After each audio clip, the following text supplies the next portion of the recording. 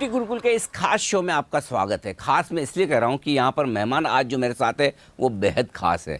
आमतौर पर आप इक्विटी गुरुकुल में उन मेहमानों से मिलते हैं जिन्होंने 3-4 दशकों तक बाजार में रहकर लंबे समय में बहुत पैसा बनाया भी है और बनाने के गुर जानते भी हैं और वो आपको सिखाए भी। लेकिन आज हमारे साथ एक बड़े खास मेहमान हैं जो न सिर्फ 25-30 साल तक बाजार में रहकर अच्छे लंबे समय के लिए बाजार को देख चुके हैं, लेकिन अगर आप उनसे ना 20-25 दिन या 20-25 हफ्तों का बाजार पूछेंगे तब भी वो उतने ही कॉन्फिडेंस से बताएंगे। आप चाहे इलिक्विड एमएनसी शेयर हों, बड़े लार्ज कैप शेयर हों, हज़ारों रुपए के दाम वाले शेयर हों, उनके बारे में पूछें, या फिर 10-20 रुपए वाले स्मॉल और मिड कैप शेयरों के बारे में पूछें, उनकी पकड़ उतनी ही ज़बरदस्त है। और सबसे बड़ी बात, जब इक्विटी गुरुकुल आप जैसे रिटेल इन्वेस्टर्स के लिए है तो वो रिटेल इन्वेस्टर्स उनसे सबसे ज़्यादा अपने आप को ऐसा महसूस करेंगे कि बस ये है वो गुरु जो हमारे लिए बने हैं। जी हाँ, हमारे साथ कार्यक्रम में शामिल हो रहे हैं संजीव भसीन साहब, IIFL सिक्योरिटीज से। भसीन साहब, बहुत बहुत स्वागत है। और ये इक्विटी गुरुकुल, ये शो हमने शुरू इसीलिए किया है कि जो लोग बाज़ार में 25-30-40 साल बिता चुके हैं, जो कुछ सीखा है, ये आपकी एक तरह से CSR एक्टिविटी है सर। आपको वापस है ना देश को देना है। पहली चीज़ तो ये बताऊं कि ये आपकी 30 साल की जो यात्रा रही, इसमें सबसे बड़ी सीख बाजार से क्या मिली आपको? थैंक यू अनिल जी, आपने अपनी इस प्रोग्राम पे बुलाया और इतने आपके डिस्टिंग्विश गेस्ट्स हैं तो मैं उनके मुकाबले नहीं हूँ। लेकिन आपने सही कहा, हमारा मन और मस्तिष्क सब इन्वेस्टर के लिए है, रिटेल के लिए। तो देखिए 32 साल हो गए मुझे शेयर बाजार में, और मैंने शुरुआत से ही शेयर बाजार करना था और कोई काम नहीं था। अच्छा, मैंने पहले ही सोच रखा था शेयर बाजार, और आज भी वही है। तो ये इंटरेस्ट कैसे आया आपको शेयर बाजार? So it came from a family background, और मेरे फादर ग्रैंडफादर सबका उसी तरफ रुझान था, and I always wanted to do. मैं एकेडमिकली बहुत अच्छा था और मुझे नंबर्स की अच्छी थी, और धीरे धीरे मैं इतने अच्छे इंस्टीट्यूशन से पढ़ के स्टॉक मार्केट में गया, जबकि वहाँ चिल्लाने का योग होता था, 12 से 2:30 ट्रेडिंग होती थी, और वहाँ की जो नुआंसेस हैं वो सब सीखी, और कई बारी अपने हाथ जलाए एज ए ट्रेडर या एज ए स्पेकुलेटर, जो आपको हर उम्र में आता है। तो नसीहत सबसे बड़ी ये है कि never mix your trading and investment pattern. अच्छा। और ट्रेडर को हमेशा अपने आप को हेज करके चलना चाहिए, जो मैं कई बारी कहता हूँ। हमने काफी बारी उसमें गलती खाई है, इसलिए बाल सफेद हैं। और लेकिन the moral of the story है, अगर आपको 30-35 साल की जर्नी करनी है तो you always have to be in the market. ऐसा कुछ नहीं है कि आप, और बनने रहने के लिए आपको ये चेष्टा करनी है कि कभी आपको लीवरेज और बाकी जो मार्केट में ल्योर करने वाली चीज़ वो एक मॉडरेशन में हो। उस कारण से लॉन्गर टर्म वेल्थ जैसी कोई चीज़ नहीं है। अब ये प्लानिंग से नहीं होता अनिल जी, ये डिफॉल्ट से होता है। मैं उस पर आऊँगा, उससे पहले एक जो इंटरेस्टिंग चीज़ आपने कही, पहले अपने आप को पहचानिए। भसीन साहब कह रहे हैं आप इन्वेस्टर हैं या ट्रेडर। अगर आप ट्रेडर हैं तो ट्रेडिंग पोजीशन को इन्वेस्टमेंट में मत बदलिए, और अगर आप इन्वेस्टर हैं तो इन्वेस्टिंग पोजीशन में ट्रेड मत कीजिए। पहला गुरु मंत्र आपको ये मिला है। अब आप ये बोल रहे हैं कि जो दूसरी बात, डिफॉल्ट से पैसा बनता है, वो कैसे? डिफॉल्ट से इस कारण से कि अगर आप शेयर को लेके रखें और उसको रोज उस तरह से ट्रैक ना करें, अगर वो ब्लू चिप है और अपना मोमेंटम कर रहा है, आप में कन्विक्शन है, जैसे सबसे बड़े गुरु वॉरेन बफेट ने कहा, यू बाय द बिजनेस। और अगर आपको प्रोस्पेक्ट लगते हैं, मैं शेयरली मार्केट कैप ट्रैक करता हूं, और वो लगता है कि मार्केट कैप एक टाइम बहुत ग्रो करेगा, तो आप इंसेप्शन में कभी नहीं पकड़ सकेंगे। बट जब वो ग्रोथ पैटर्न पे आए, if you stay in the course, then only you will. आपको पता है जनरली इन्वेस्टर क्या करते हैं, विनर्स को बेच देते हैं और लूजर्स को रखते हैं, और बाद में रिग्रेट करते हैं कि उसमें से। तो जैसे मैंने कई बार आपके साथ टिप्पणी की है, हनीवेल की क्या स्टोरी थी, या हैवेल्स की क्या स्टोरी थी, या कई ऐसे शेयर हैं जो हमने जिसमें निवेश किया और वो डिफॉल्ट से बनते रहे। मैं छोटा सा शेयर आपको बताता हूँ, जेके सीमेंट, जो आज जेके लक्ष्मी सीमेंट है, उसका नाम था स्ट्रॉ प्रोडक्ट्स। अच्छा। और वो 8 रुपए का भाव था और कोई पूछने वाला नहीं था, it was on the house. लेकिन स्ट्रॉ प्रोडक्ट्स का उसके बाद अमेलगमेशन हो गया, पेपर कंपनी से वो सीमेंट में आ गया, और वो 8 रुपए का शेयर करते करते अगर आपने 25 साल रखा है तो उसका आज 4 टाइम्स मैंने स्प्लिट होके उसका भाव 2,500 रुपए हो चुका है। क्या बात है। तो 8 रुपए वाला 2,500। 8 रुपए वाला 2,500। तो आप सोच सकते हैं कि investment is all about patience. Default से जो ओनरशिप है वही है। 1000 कारण है मंदी के और नेगेटिविटी के, लेकिन एक ही कारण है पैसे बनाने का, ओनरशिप। और ओनरशिप का मतलब आपको साइकिल्स के गुजरना है, ये एक दिन का नहीं है, ये तो 30-30 साल लग जाते हैं वेल्थ क्रिएट करने के, और वो भी कई बारी आपको चेष्टा नहीं होती कि गलत है सही है, but you have to be in the market. मतलब इन्वेस्टेड रहे, बाजार से बाहर निकल के तो खेल खत्म।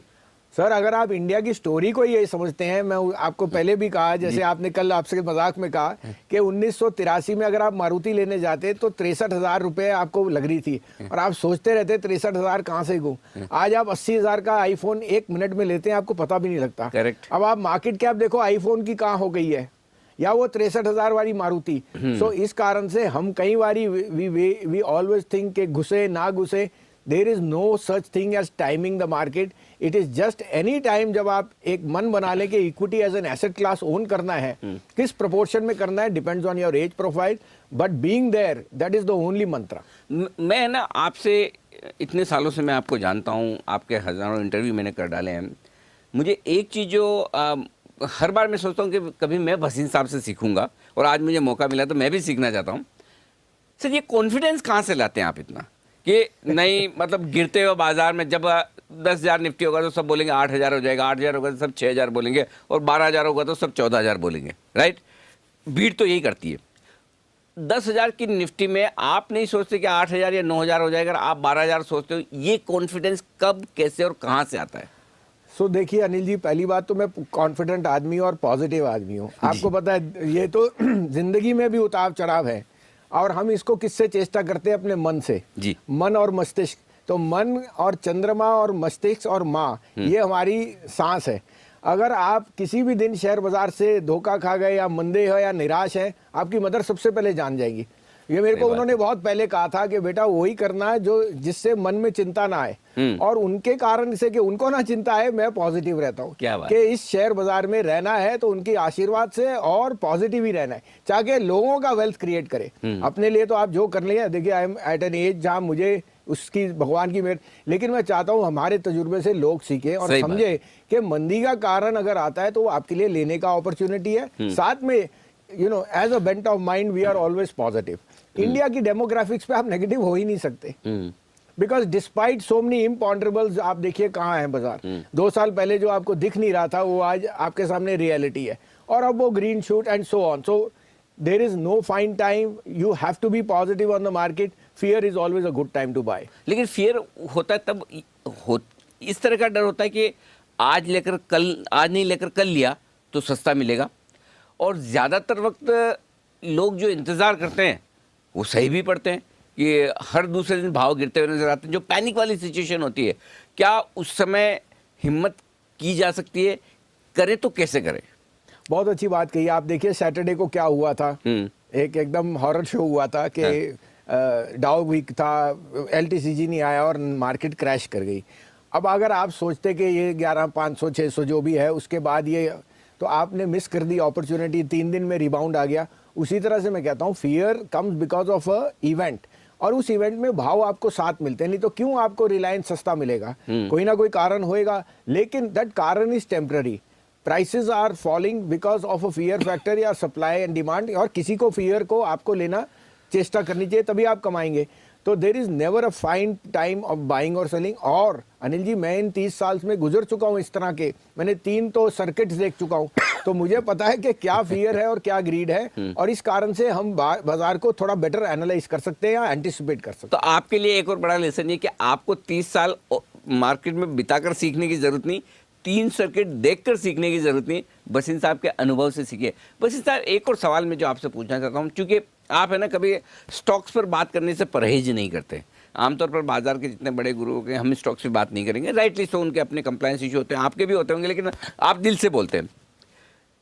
कई बार ऐसा हुआ होगा कि आपने स्टॉक रिकमेंड किया, स्टॉक 30, 40, 50% नीचे हो जाता है, हुआ ऐसा कभी? अरे बहुत बारी होता सर। हमारी रोज रात को नींद जाती है, क्योंकि 1000 विनर्स नहीं याद रखते, वो 10 गंदे शेयर। Exactly. और वो है सर, हम अपने आप को we are very humbly saying we are wrong, लेकिन दैट इज अ मार्केट। तो अब मैं वही जानना चाहता हूँ, अगर 30-40% कोई गिर गया स्टॉक, और वो हो सकता है, बड़ी बात नहीं, तब आप उस स्टॉक के बारे में क्या करते हैं? अगर 70-80% गिर गया तो आप क्या सोचते हैं? क्योंकि ये सवाल इसलिए पूछ रहा हूँ कि आमतौर पर हमारे जितने रिटेल इन्वेस्टर्स वो ये गलती करते हैं, या गलती करें या जो भी समझ लें, कि लेकर बैठे हैं, ठीक है 100 में लिया था, अब 80 में क्या बेचूं, 60 आ गया तो बिल्कुल ही नहीं बेचूंगा, 20 में तो फिर बिकता ही नहीं है। तो ये जो है ना खराब शेयर को या गिरते हुए शेयर को रख लेने की जो आदत है, इससे कैसे छुटकारा पाए? बहुत अच्छी बात, और ये $1,000,000 क्वेश्चन है। पहली बात, never average a losing stock. Okay. पहली बात, you are putting in good money after bad.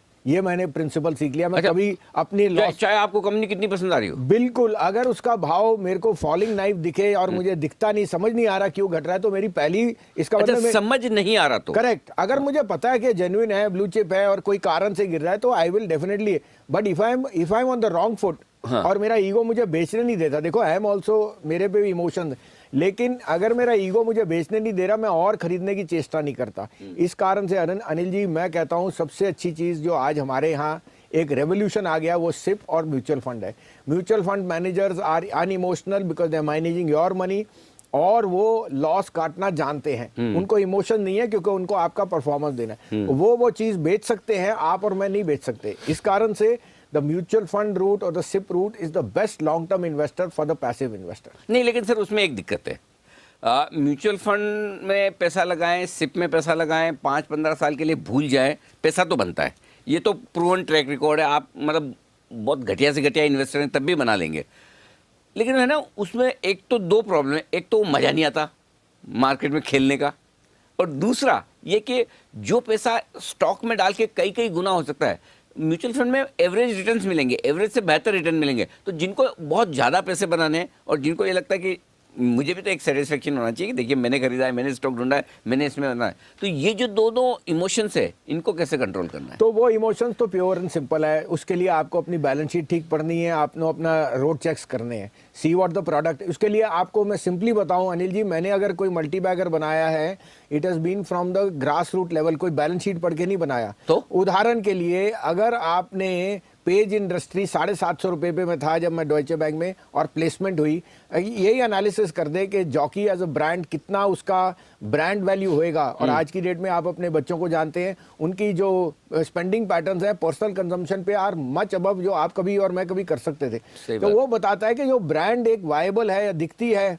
उसके अगेंस्ट तो कोई मुकाबला नहीं है। ऐसे ही आपको मैंने बोला कि सनसिल्क शैम्पू लेडीज 10-20 रुपए बढ़ने के लिए अपना चेंज नहीं करेंगे, पर्सनल कंजम्पशन है। तो कभी कभी आप कॉमन सेंस से बहुत पैसा कमा सकते हैं। Similar is the case of Maruti, जो हर घर की चाहत थी 1985-90, और जब उसका इशू आया 2003-4 में, सरकार ने 125 रुपए अपना शेयर बेचा। लेकिन जो जिसको ओन करना था वो शेयर, उसने वहां से 10,000 रुपए तक की जर्नी देखी। ऐसे अनगिनत एग्जाम्पल हैं। So actually you are right. अगर आप अपना रिसर्च करें और अपने डे टू डे यूजेज में देखें, क्या इंडिया की सबसे बड़ी पॉजिटिव क्या है, हमारी डेमोग्राफिक्स। एक तरफ से हमारे लिए प्रॉब्लम भी है पॉपुलेशन, एक तरफ से हमारे लिए ब्लेसिंग इन डिस्गाइज है कि हमें 125 करोड़ कंज्यूमर है सर। एग्जैक्टली, और 125 में से अब तो और होने वाले हैं जो आपके ये CA और RA। सो आई थिंक, हाँ, ऑफिशियली इतने आदमी और अगर आ गए आके तो आपके बैंक अकाउंट और कंजम्पशन बिजनेस देखो ऑफिशियली कितना लेजिटिमेट हो जाएगा। And so I think the common sense will always make money for the end investor. बेचना कब है? खरीदने की राय देने वाले बहुत मिल जाएंगे, चाहे वो मीडिया चैनल्स पर मिले, अखबारों में मिले, ब्रोकरेज हाउस में मिले, फंड्स में मिले। बेचने की तो कोई बताता नहीं, तो आप कब बेचते हैं? Very good point. तो मैंने अपना जब इनिशियल कैपिटल था वो कम था, और पैसा तो मल्टीप्लाई होता नहीं, तो मैंने क्या सीखा कि जितना मेरा कैपिटल, अगर मेरे एक्सपेक्टेड रिटर्न मिल गए, मैंने अपनी असली लागत निकाल ली, और जो मेरा इनिशियल कैपिटल बना उसको एज स्टॉक ही रहने दिया, और वो over a period of time multiply. So the money is limited. उसको मैंने कितनी फास्ट रोटेट किया या रखेरा, प्रॉफिट्स को मैंने कभी लिक्विडेट नहीं किया, let it remain in the shape of stock, और वो टचवुड काफ़ी over a period of time बढ़ते गए। ऐसे आपको मैंने उदाहरण दिया हनीवेल का या हेवल्स का, या कोई भी ऐसे जो बहुत बड़े मल्टीबैगर्स बने। Take out your initial capital from your returns and let the return stay as stock. ऐसा सर, आपने कहा कि मैंने शुरू से सोचा था स्टॉक मार्केट में आऊँगा, राइट? आपका फैमिली बैकग्राउंड भी था और आपका इंटरेस्ट भी था। तो आपका इंटरेस्ट एक तो फैमिली बैकग्राउंड अपनी जगह हो गया कि चलो मेरे लिए सेट बिजनेस है, फादर भी यही कर रहे हैं, ग्रैंडफादर भी यही कर रहे हैं, तो मेरे लिए ज़्यादा दिमाग लगाने की ज़रूरत नहीं है, और मुझे DNA में भी मिल गया उनसे। लेकिन दूसरा कहीं ये था कि ये ऐसा बिजनेस है जहाँ अच्छा पैसा बनाया जा सकता है। ये तो दिमाग में रहा होगा। देखिए बिल्कुल उस समय शेयर बाजार में जब आप ब्रोकरेज करते थे तो ब्रोकरेजेस वर अपसर्ड 5% आप ब्रोकरेज चार्ज कर सकते थे, आपको भी पता है रिंग के जमाने में। एग्जैक्टली और उस समय आपको दिखा नहीं कि और कोई बिजनेस ऐसा सब्स्टिट्यूट हो सकता है। हाँ। तो इट वाज अ लिमिटेड तो फील्ड। अब यहाँ पे मेरा सवाल यही है, जो देखिए आज में सारे सवाल है ना जो हमारे इन्वेस्ट दर्शकों के मन में है वही पूछा हूँ कि भसीन साहब आज हमारे साथ में, तो जो वो सोचते हैं वो पूछा। अब हर आदमी जो स्टॉक मार्केट में आता है मैक्सिमम वो 2-5% छोड़ दें, वो ये सोचता है कि देखिए ये ऐसी जगह है जहाँ मुझे कम मेहनत करनी पड़ेगी, थोड़ा पैसा लगाऊंगा ज़्यादा पैसा बन जाएगा दूसरों के मुकाबले में। ये बेसिक सोच है, थॉट प्रोसेस यही है। अब उसके लिए फिर क्या करते हैं कि जैसा आपने भी बोला कि आप पैसा तो लिमिटेड है, इन्वेस्टमेंट करके कितना कर लेंगे, तो क्यों ना ट्रेडिंग कर ली जाए। थोड़ा एक काम करता हूँ, पहले ट्रेडिंग करके लिए थोड़ा अच्छी कैपिटल बना लेता हूँ, थोड़ा पैसा बना लेता हूँ, फिर इन्वेस्टर बन जाऊँगा। ये सोच सही है या गलत? देखो अगर आप ट्रेडर हो और सारे नुआंसेस समझते हो और धंधे की तरह कर रहे हो तो इससे अच्छा बिजनेस नहीं, 9:15 से 3:30। हाँ। लेकिन अनिल जी ये एक मिथ है कि ये इजी बिजनेस है। आप बताइए सुबह आपको क्या तैयारी करनी पड़ती है। मैं रोज सुबह 6:30 बजे मार्केट मंत्रा लिखता हूँ।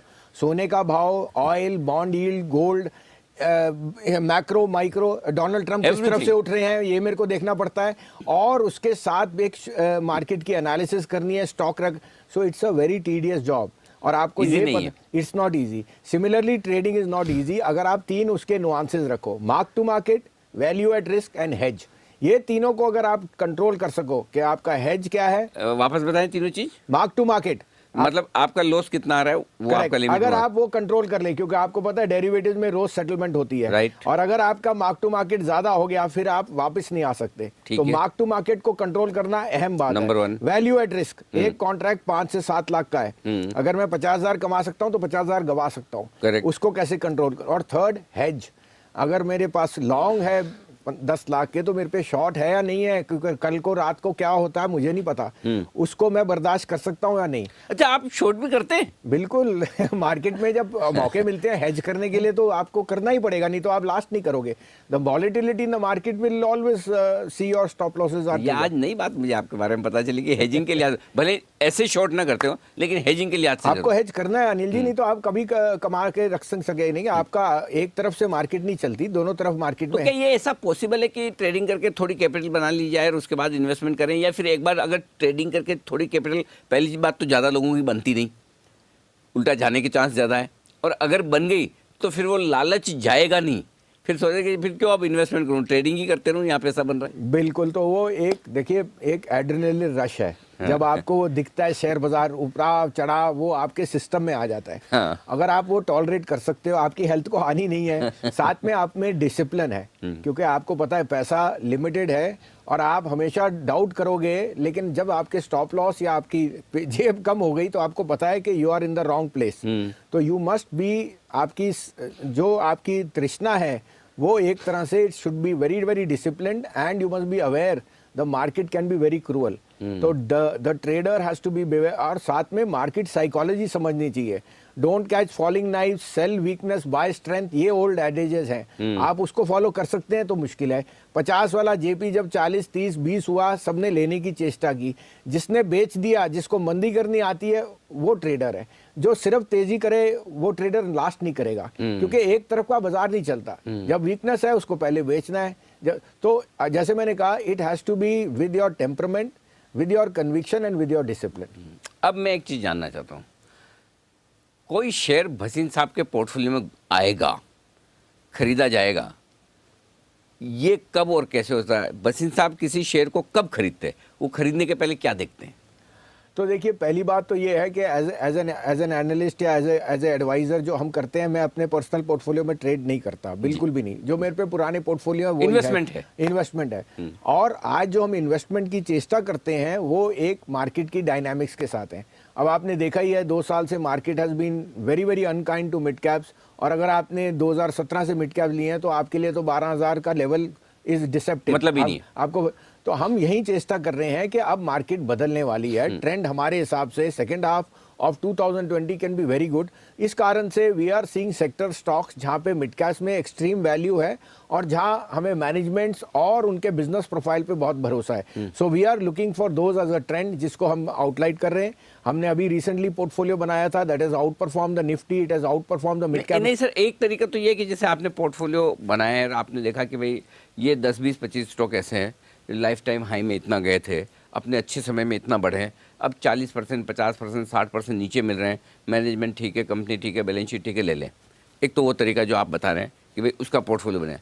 दूसरा, पहली बार जब कोई शेयर आप खरीद रहे हैं वो क्या सोच कर लेते हैं, उस शेयर में क्या क्या, उस कंपनी में क्या क्या देखते हैं आप? नहीं तो उसी से मैंने आपको बताया कि हैवेल्स में मैं यूटीआई के लिए ब्रोकिंग करता था और बॉम्बे में था 99, और जीआईसी म्यूचुअल फंड के बाद हैवेल्स का बहुत बड़ा लॉट था। उन्होंने कहा संजीव दिल्ली की कंपनियां हैं, इसको बेच दीजिए।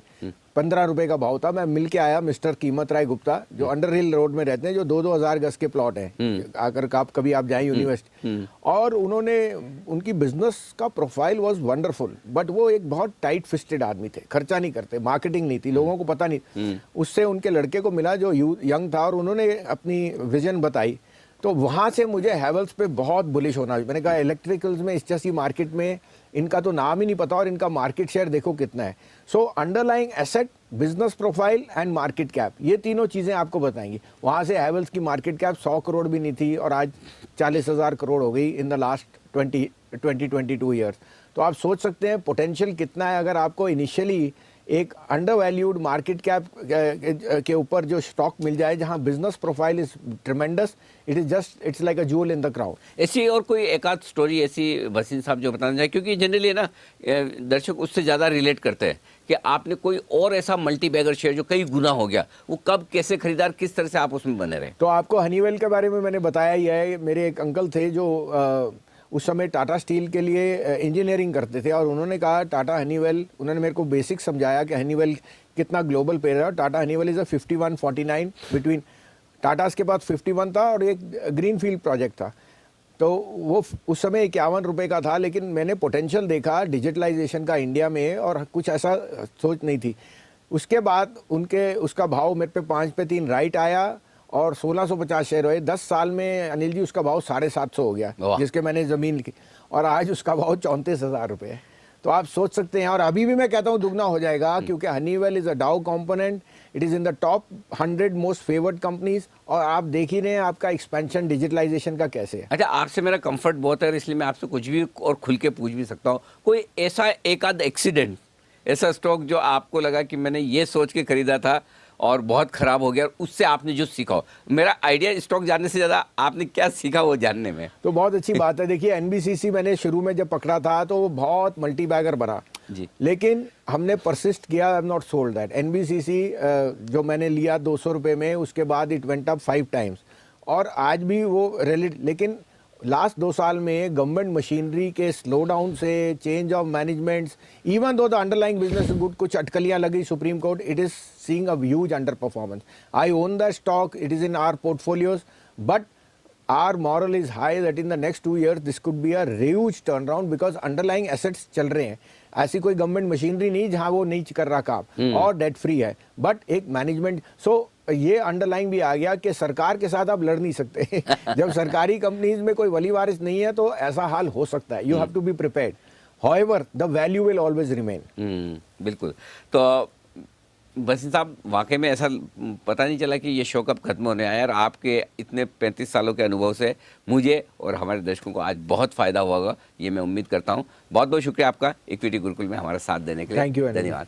तो सुना आपने बसीन साहब को पूरे अपने रियल लाइफ अनुभवों के साथ में किस तरह से आप भी अपना एक बेहतरीन पोर्टफोलियो बना सकते हैं। क्वालिटी के साथ रहें, लॉन्ग टर्म के लिए पैसा लगाएं और निश्चिंत रहें। इक्विटी गुरुकुल में आज के लिए इतना ही। नमस्कार। आइए अब सुन लेते हैं कि निवेशकों को निवेश करते वक्त किन बातों को ध्यान में रखना चाहिए और किन से बचना चाहिए। क्या करें?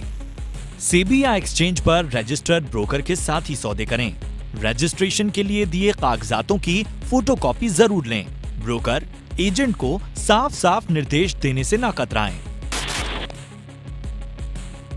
क्या नहीं करें? जो ब्रोकर रजिस्टर्ड नहीं हो उनके साथ सौदा न करें। शर्तें और नियम जानने के बाद ही कागजात जमा करें। अफवाहों और टिप्स के आधार पर ट्रेडिंग ना करें।